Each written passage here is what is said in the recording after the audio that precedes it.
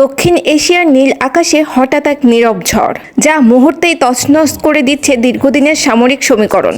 খোদ ভারতের করা আপত্তি আর আন্তর্জাতিক কূটনৈতিক চাপ সবকিছুকে বৃদ্ধ আঙ্গুলি দেখিয়ে বাংলাদেশের আকাশসীমায় ডানা মেলছে এক রহস্যময় শিকারী। পাকিস্তানের সেই আলোচিত JF-17 থান্ডার এখন বাংলাদেশের মাটিতে। বিশ্বের শক্তিশালী দেশ যখন রুদ্ধশ্বাসে তাকিয়ে, তখন প্রশ্ন উঠছে, কেন এই হঠাৎ সামরিক সক্ষতা? কি এমন বিধ্বংসী ক্ষমতা লুকিয়ে আছে এই যুদ্ধ বিমানে, যা কাঁপিয়ে দিচ্ছে খোদ দিল্লিকে? আজ উন্মোচিত হবে সেই অদেখা সত্য। বিশ্বের আন্তর্জাতিক সমীকরণ বিশ্লেষকদের টেবিল এখন উত্তপ্ত। আলোচনার কেন্দ্রবিন্দুতে একটিই নাম, বাংলাদেশ।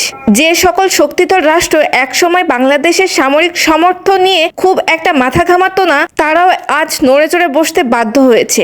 কারণ পাকিস্তানের অত্যাধুনিক JF-17 যুদ্ধবিমান। কিন্তু এর পেছনে কি শুধু সামরিক সজ্জা, নাকি লুকিয়ে আছে গভীর কোনো ভূ রাজনৈতিক চাল?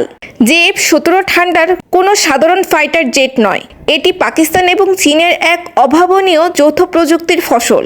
এর গতির দিকে তাকালে আপনার চোখ কপালে উঠবে। প্রতি ঘন্টায় প্রায় 2000 কিলোমিটার বেগে এটি আকাশ চিরে ধরে যেতে সক্ষম। কিন্তু শুধু গতি কি এর সব? একদমই না।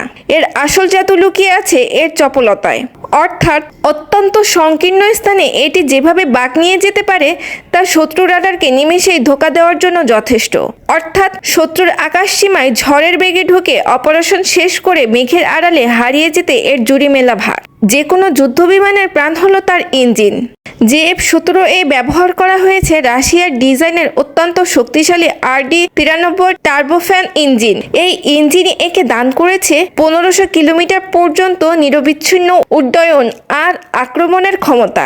একবার টেক অফ করার পর এটি যেন আকাশের এক ক্ষুধার্ত ঈগল, যে শিকার না ধরা পর্যন্ত শান্ত হয় না। যুদ্ধের ময়দানে JF-17 একাই 100। এতে রয়েছে অত্যাধুনিক SA radar system.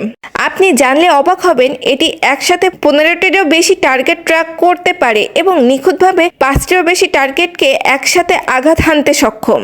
Air to air, air to ground থেকে শুরু করে শক্তিশালী অ্যান্টিশিপ মিসাইল পর্যন্ত সবকিছু বহন করতে পারে এই মাল্টি রোল ফাইটার জেট। এমনকি ইলেকট্রিক ওয়ারফেয়ার প্রযুক্তির মাধ্যমে এটি শত্রুর মিসাইলকে দিগ্ভ্রান্ত করে দিতেও ওস্তাদ। এই পুরো ঘটনার পেছনে সবচেয়ে বড় ড্রামা হলো ভারতের সাথে বাংলাদেশের প্রতিরক্ষা সম্পর্ক।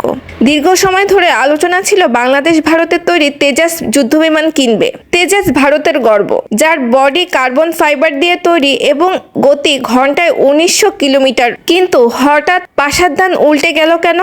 বিশ্লেষকরা বলছেন 2025 সালে দুবাই এয়ার শোতে তেজাসের সেই অনাকাঙ্ক্ষিত দুর্ঘটনা ভারতের বিশ্বস্ততা কিছুটা চির ধরিয়েছে। নিয়ন্ত্রণ হারিয়ে তেজাস আছড়ে পড়ার ঘটনাটি আন্তর্জাতিক মহলে অনেক প্রশ্ন তুলে দিয়েছিল। ঠিক সেই সুযোগটাই কাজে লাগিয়েছে পাকিস্তান।